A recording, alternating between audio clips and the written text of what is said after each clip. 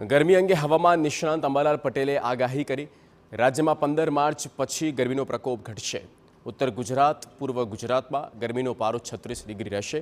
સૌરાષ્ટ્રના રાજકોટમાં 36 ડિગ્રી તાપમાન રહેશે। કચ્છમાં ગરમી 36 ડિગ્રીની આસપાસ રહેશે। રાજ્યમાં ભેજને કારણે અકળામણ અનુભવાશે। 15 માર્ચ પછી તાપમાનમાં ઘટાડો નોંધાશે। દક્ષિણ ગુજરાતમાં તાપમાનો થશે ઘટાડો। ગુજરાતમાં તાપમાનનો પારો 34 થી 36 ડિગ્રીની આસપાસ રહેવાની શક્યતા છે। 15મી માર્ચમાં ગરમીમાં આંશિક ઘટાડો થશે। થોડા દિવસ ઘટાડો થયા પછી પુનઃ ગરમી વધવાની શક્યતા રહેશે। લગભગ ઉત્તર ગુજરાતમાં મહત્તમ તાપમાન 37 ડિગ્રી સેલ્સિયસ આસપાસ રહેવાની શક્યતા રહેશે। પૂર્વ ગુજરાતમાં પણ 37 ડિગ્રી સેલ્સિયસ આસપાસ રહેવાની શક્યતા રહેશે। કચ્છમાં પણ લગભગ 35-36 ડિગ્રી સેલ્સિયસ રહેવાની શક્યતા રહેશે।